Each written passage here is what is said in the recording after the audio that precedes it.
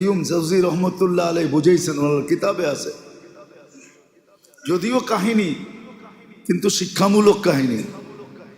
এক ব্যক্তি বলে তোতা পালতো, ময়না, কথা বলে যে ময়না, ওটা পালতো। একদিন সকালে শিকারে যেতেছে, ময়না জিজ্ঞাসা করতেছে, মালিক কোথায়? শিকার করতে চাই। বলে কোথায় যাবে? কয় জঙ্গলে। শোনো, আমার একটা অনুরোধ, আমার বন্ধুদেরকে দেখলে আমার সালাম বলো।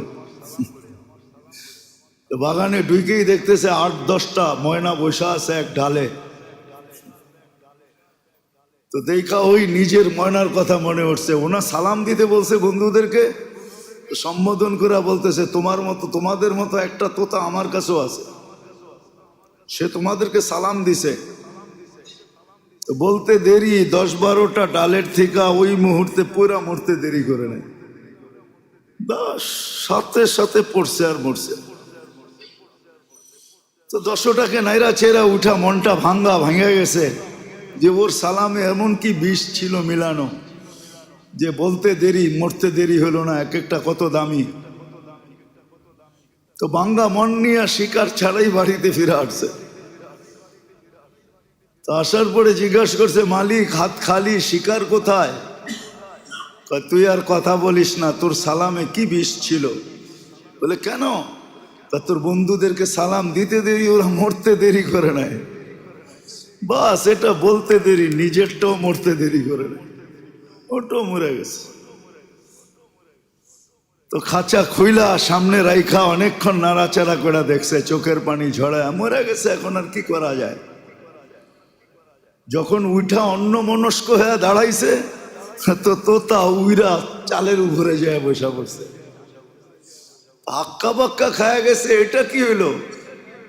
তো মরা গেল, আবার জীবিত হইয়া উড়াল দিল কি করা? ওইখানে বসা বলতেছে, মালিক আমার সালামে বিষ ছিল না, আমার বন্ধুরা আমাকে ফন্দি শিখায়া দিছে যে আমাদের মতো যদি বাগানে ঘুরতে চাস, ফুলের ডালে ডালে ঘুরতে চাস, আর বাগানে বাগানে ঘুরতে চাস, আর বহু জাতীয় ফল খাইতে চাস, তো মরার আগে একবার মরা যা। ওরা আমাকে ফন্দি শিখায়া দিছে। আল্লাহ আমাদেরকে ফন্দি শিখাইতেছেন, সত্য এটাই। আল্লাহ আমাদেরকে ফন্দি শিখাইয়া দিতেছেন, এটা আল্লাহর মেহেরবানি। নাহলে কখন কি করণীয় এটা আল্লাহ শিখানোর দরকার ছিল না। আবু হানিফা রহমতুল্লাহ আলাইহি তো এটাই বলে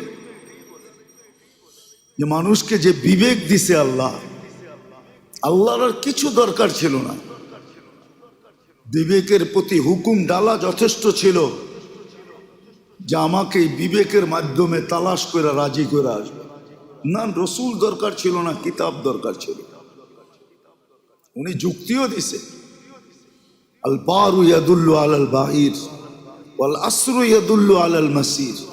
পদচিহ্ন দেখলে বিবেক আমাদেরকে বলে এখান দিয়ে কেউ হাইটা গেছে, নাইলে পায়ের চিহ্ন আসলো করতে। যদি বিবেক আমাদেরকে এতটুকু বলতে পারে, তাহলে বিশাল আকাশ দেখা কি বিবেক এই কথা বলতে পারে না যে এটা বানাইলো কে, চালায় কে? এটা বানাইলো কে আর এটা পরিচালনা কে করে?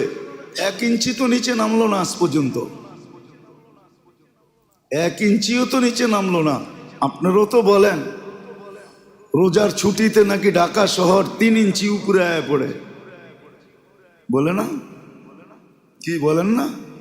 শুনছেন কোনোদিন? না আমি নতুন বললাম?